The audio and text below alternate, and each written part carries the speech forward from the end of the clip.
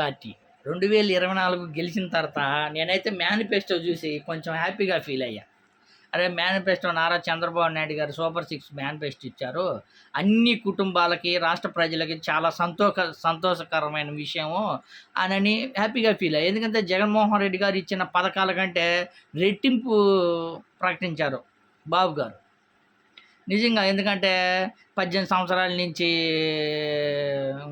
18 సంవత్సరాలు ఉన్న మహిళ నుంచి 50 సంవత్సరాలు ఉన్న మహిళకి ప్రతి నెల 1500, తర్వాత సంవత్సరానికి 3 గ్యాస్ సిలిండర్లు, తర్వాత బస్సు ఫ్రీ, తర్వాత ఎంతమంది పిల్లలు ఉంటే అంతమంది చదువుకునే పిల్లలకి నెలకి సంవత్సరానికి 15,000 లెక్కన చాలా అద్భుతాలు. ఏదైతే ఉద్యోగం లేని వాళ్ళకి నెలకు 3,000 ఇస్తానన్నారు, తర్వాత 20 లక్షల ఉద్యోగాలు ఇస్తానన్నారు.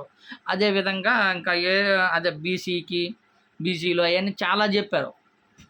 నేనైతే నిజంగా ఏదైతే జగన్మోహన్ రెడ్డి గారు ఏదైతే చేశారు కదా, నవరత్నాల్లో భాగంగా అమ్మ ఒడి, నాడు నీడ కింద ఆసరా, చేయూత ఎన్నెన్నో చేశాడు. జగన్మోహన్ రెడ్డి గారిని ప్రజల్లో గుర్తుండిపోయే పథకాలు అయితే చూపించాడు. అయితే ఇప్పుడు నారా చంద్రబాబు నాయుడు గారు మేనిఫెస్టో కానీ, సూపర్ 6 కానీ చాలా అద్భుతంగా ఉంది. ఈ కానీ నెరవేరిస్తే, ఏదైతే జగన్మోహన్ రెడ్డి గారు నెరవేర్చినట్టుగా నెరవేరిస్తే రాష్ట్ర ప్రజలు నారా చంద్రబాబు నాయుడు గారు గుండెల్లో నిలబడిపోతారనే విధంగా అనుకున్నా. 2024 గెలిచారు సంచలనంగా, ఎందుకంటే భారీ మెజార్టీతో గెలిచారు. గెలిచిన తర్వాత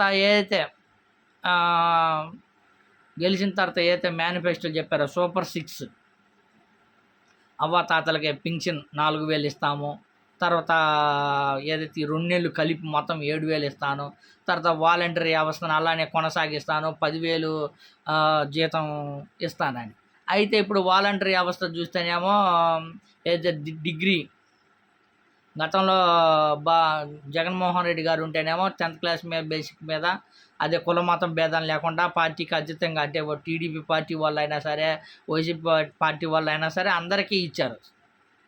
అంటే కొన్ని దగ్గర కొంతమంది పెట్టుకున్నారే కానీ ఇప్పుడు సిటీ వారీగా చూసుకుంటే టీడీపీకి సంబంధించిన వాళ్ళకి కానీ ఇచ్చారు.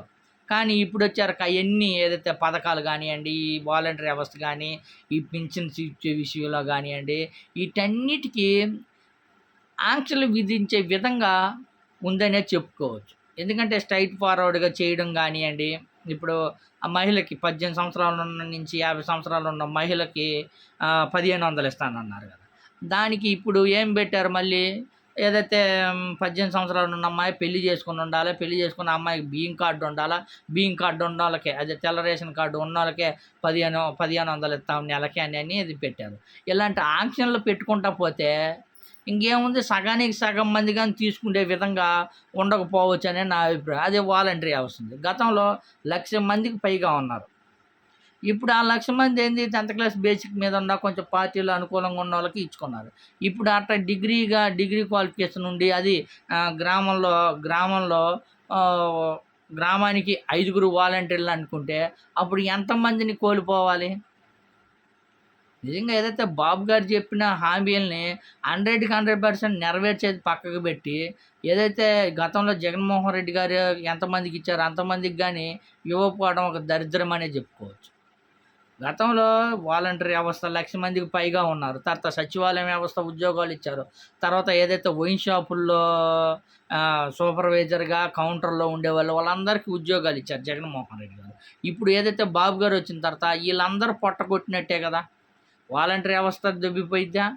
వాలంటరీ వ్యవస్థ అంటే దొబ్బిపోయిద్దా అంటే చాలామంది, అంటే 1,00,000 మంది పైగా ఉన్న వాళ్ళని ఇప్పుడు సగానికి సగం మంది వెళ్ళిపోయినట్టేనా?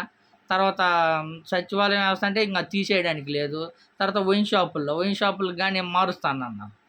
దానికి చాలామంది బాబు గారు వస్తే బాగుంటుంది, ఏదైతే మేనిఫెస్టో ఉంది కదా, సూపర్ 6 ఉంది కదా అని ఆశలు పెట్టుకున్నారు. కానీ ఆశలు నిరాశలు ఉండేటట్టుగానే కనిపిస్తుందని తప్ప మరొకటి లేదని. ఎందుకంటే బాబు గారిని గతంలో నమ్మరు.